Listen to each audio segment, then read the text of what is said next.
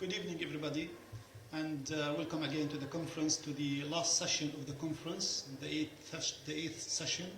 It is a roundtable discussion, and we are very pleased to have our renowned speakers and scholars in this session. Dr. Haneen Shahadi, we hope that she will join us online. She is a visiting assistant professor of humanities at the New York University, Abu Dhabi. And also we have Professor Dr. Yorgos Margaritis from Aristotle University. And we have Professor Dr. Sofia Kaitatsi Whitlock, Aristotle University as well. And we are happy to start with Professor Margaritis. You have 15 minutes. The mic is yours. 15 minutes? 10 to 15 minutes, okay? But I have not...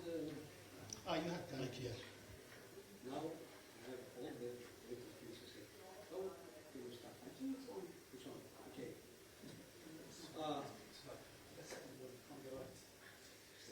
Here? Yes. Okay.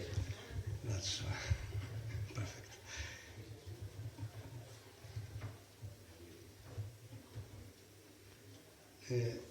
Okay, I think we finished with technical matters. So I would like to raise a problem that concerns Cyprus and Greece, relation with what is happening in Palestine and what we call Middle East. This question is about Eastern Mediterranean basin. Recently, we had a very interesting incident, we can say, in this region. Three governments of the region, that is Greece, Cyprus, and Israel, with the support of the European Union and, of course, the United States, decided to create a kind of energetic interconnection between the three countries. That is, there will be electric cables parting from Israel, going to Cyprus, from Cyprus to Crete, from them to the mainland Greece, and from there to Europe.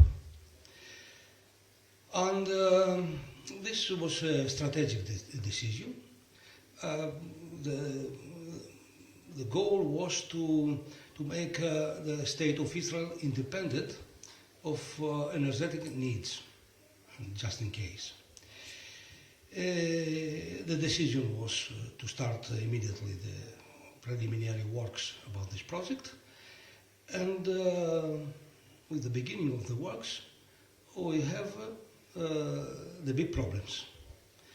The big problems is that this cable has to pass through a maritime, how can I say, region that Turkey considers it to be Mavi Vatan, the blue, how can I say, Vatan, how can I translate,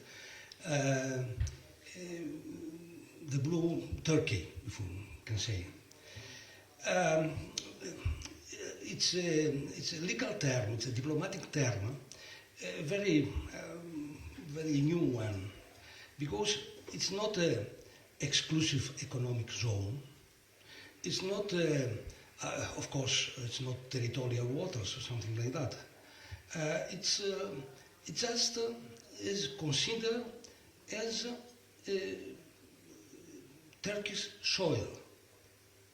To the exclusive economic zone, it's free to pass cables, energetic cables of whatever you can pass. But of course, if those cables have to cross the national soil, there is another question. Turkey claims that the Eastern Mediterranean, the north part of it, it's a Turkish soil. So Turkey has to be responsible for everything that happens there. Of course, this problem has to be solved by the governments, especially of Greece, the military aspect, you can say, the presence of warships was just 4 to 6 nautical miles outside the Greek islands of Kassos and of Karpathos. From this point, Turkey claims that is national soil, so you cannot go further. Big diplomatic problem, because those cables are necessary to Israel, are very, how to say, European Union and the United States want it, and someone has to face the Turkish objections. Unfortunately, Greece and Cyprus has to proceed with those problems. The diplomatic question is very dangerous, because if Greece and Cyprus accept to give the responsibility of the whole project to the Turkish government, they recognize that all the northern part of Eastern Mediterranean is Turkish soil. And this is a big problem, because Greece and Cyprus stay, their sovereignty goes up to the 6 miles of the territorial waters. They cannot accept that, but they are very in a very difficult position, given the pressure that exerts towards them, United States, Israel, and of course European Union. European Union is financing a great part of the project.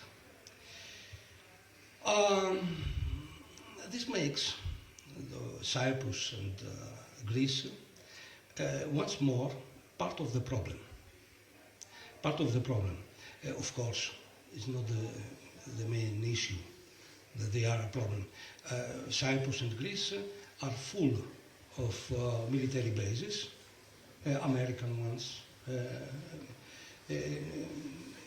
North Atlantic Treaty Organization ones, British bases, whatever you want. And especially the islands of Cyprus and the islands of Crete are really the military inland and political inland of Israel. Through those islands, Israel got a great deal of support during these operations, during the recent operation, the recent war.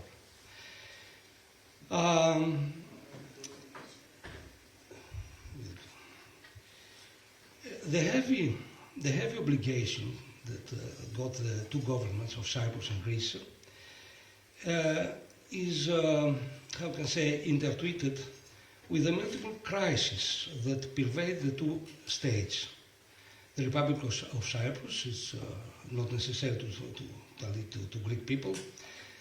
More than a half century now, has 40% of its national territory occupied by the Turkish army. And the sovereign rights of this country, of Republic of Cyprus, and the surrounding seas are continuously under threat and challenge. In Greece, the economic and social crisis, which is now widespread, is bound by multiple obligations to its partners and allies, while at the same time Greece is facing direct threats to its natural territory, especially the islands of the Aegean Sea, and considering sovereignty. In both countries, who have Western bases, and of course, economic and military dependence. So, how can those governments push forward a policy that benefits to Israel, the energetic interconnection? It's a big political problem for Athens and Nicosia, and I think it's beyond their capabilities and of course against the interests of their countries to solve it. they have very little room for diplomatic maneuvers. And in the military field, they are quite more less powerful than the Turkey. And the role they have to assume now is very, very dangerous for them, because to accomplish this project, they can open or they can revive other Turkish claims to the Aegean Sea, to the 176 or something like that islands that Turkey claims to be Turkish territory under Greek occupation, and of course to the partition of the Aegean Sea in two, and all those things together. This is a very dangerous issue, because the war that goes on now in Palestine and in Lebanon, it's you see, it's quite dangerous spreading. The problems that it creates are spreading to the whole Eastern Mediterranean basin.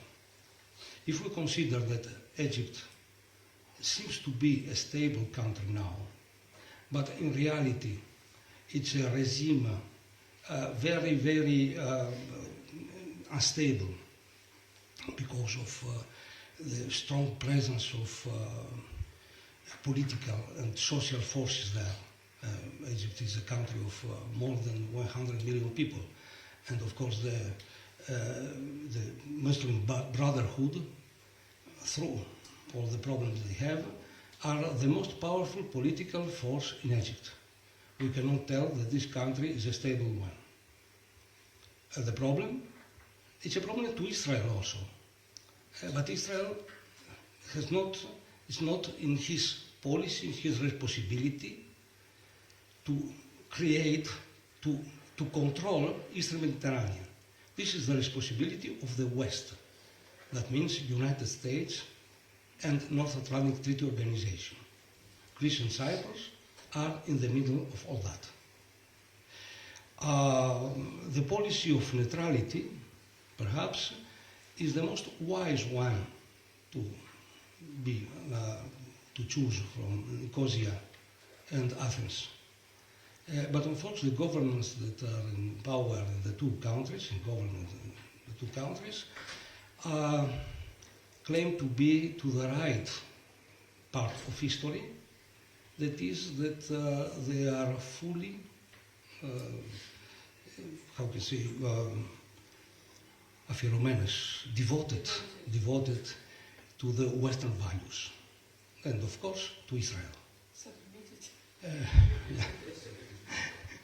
Submitted, yes. That is the problem that I would like to arise. Yeah. Thank you very much. Thank you very much, Professor Margaritis.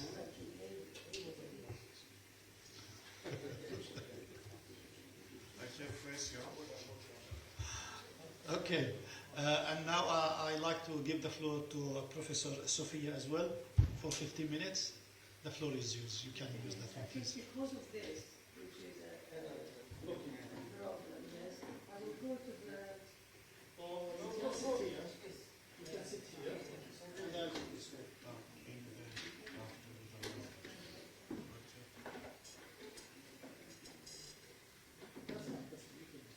Okay. He will have to rearrange his camera. Thank you.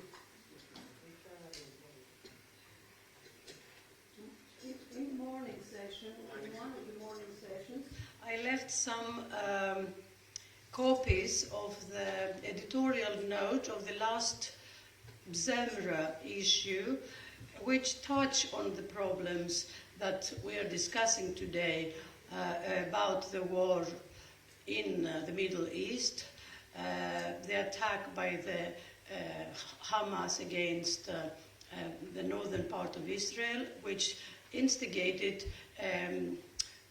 started the counterattack by Israel against Gaza, obliterating Gaza. This was written in April, so the data, as it were, correspond to that period. There are still a couple of copies left. I would like to give you my understanding of this conflict, because we have had a devoted issue. The last issue of Black Sea and Eastern Mediterranean Review was about regional conflicts and controversies and wars, including the war, of course, in Ukraine. So I will start by saying that the right of defense and the humanitarian law, they have to go hand in hand. This is the starting problem, because they divorced, they stopped going hand in hand. Because within the humanitarian law, we have also the law of war. There is such a thing as law of war, of how to conduct war. Jus ad bellum versus jus bello, or not versus necessarily, according. So the first is jus ad bellum, is the law that entitles you to go to war, to attack another country or to defend yourself when attacked. Yes, this is jus ad bellum. But the other part of the law is jus in bello. How do you conduct war when you have started it? And this is where the state of Israel has gone completely out of order, completely beyond any norm, completely outside the law of humanitarian law and war law. And this is, of course, pertinent to that. According to that, we have the developments that we know, that it's been that there have been injunctions against Israel on in the ICC and in the ICJ as well. So Israel and IDF have surpassed beyond, way beyond, and violated every law of war premises. They proceeded to this unprecedentedly devastating war on Gaza on false pretenses. They have the right to defend themselves, but there is something which is called proportionality principle. And this has been totally violated. By invoking views, personal views, special understandings, ideologies, etc., rather than facta, Israel and IDF deliberately committed the fallacy of taking the part as if it were the whole. What do I mean by that? Hamas, both Hamas and Hezbollah, they are not the entire Palestinian population. They don't represent the entire nation of Palestine. They are partial militant organizations, and you cannot claim that you fight Hamas and Hezbollah by obliterating, devastating, extinguishing whole populations. This is the problem of invoking the part by to obliterate, to extinguish, lead to extinction the whole. This is a basic logical rationality problem. How did this go on? The militant organizations Hamas, Hamas, with its 7th of October attack in the North Israel kibbutz, killed over 1,200 people and took another equal corresponding amount as hostages. We know all these facts. Israel and IDF, Israel Defense Forces that is, in their counterattack killed indiscriminately both Hamas warriors and thousands, tens of thousands of civilians, among which tens of thousands of women and children, defenseless children. In short, the Israel and IDF counterattack aimed against the totality of Palestinian Gaza population, and this is criminal. This is criminal by any definition of criminality. Instead of focusing their precision operations, and they have the capacity, the military, technological capacity for precision operations, instead of focusing their precision operations against Hamas agents and militant forces only, to eliminate them, the organization which is for them considered as a, what do you call them?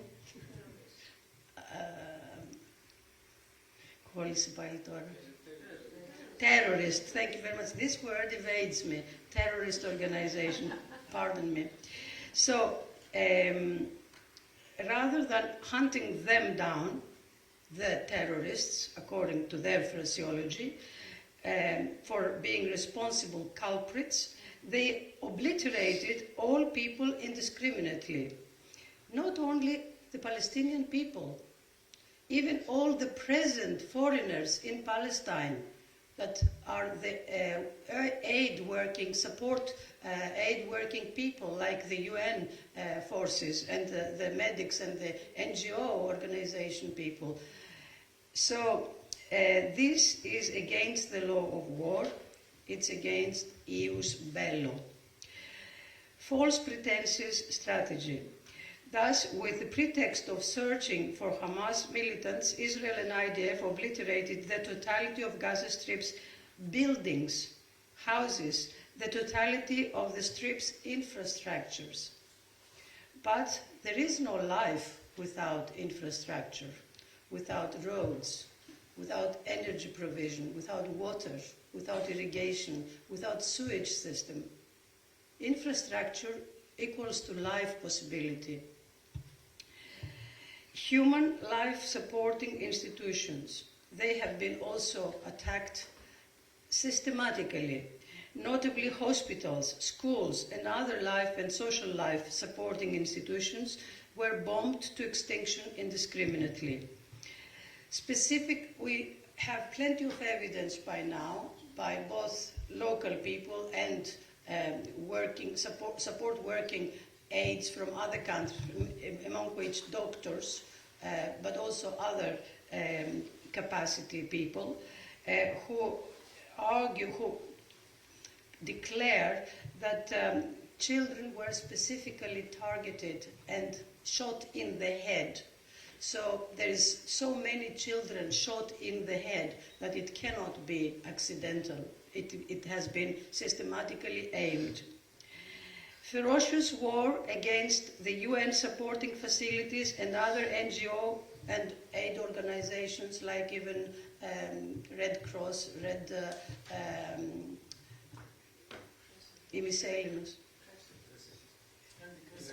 Crescent, thank you very much, thank you.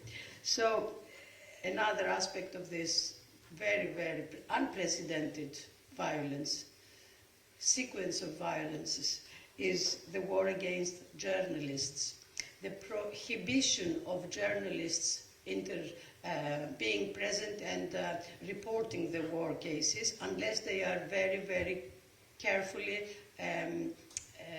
controlled, embedded journalists. That's to say their own propaganda voices. The rule of do not kill the messenger, do not kill journalists did not apply. Over 1,000 of journalists are reported to have either been dead, killed or injured. You can give me precise numbers if you have. Thank you very much for adding. To this one, must add the unacceptable practice of any country under the rule of law to exclude reporters from the war, from battlegrounds, which in Gaza were ordinary life grounds. That's to say, the entire Gaza, the entire field of Gaza's cities, it was turned to become into a battlefield. So where were the journalists or aid workers supposed to live? In the sky? Another point. This is yet another moral and logical fallacy that Israel claims, that it accuses everyone disagreeing with their take on events, on war developments and attacks and distractions, etc. Anybody who disagrees with their take, their reading, they call them anti-Semitic. We know that, we have heard, we hear it time and again. This is yet another moral and logical, rational fallacy, as it claims the right to crime with impunity.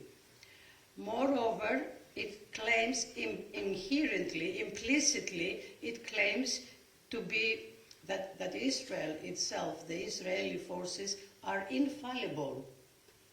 So whatever I say which is against them, it is myself that I am wrong, they are infallible.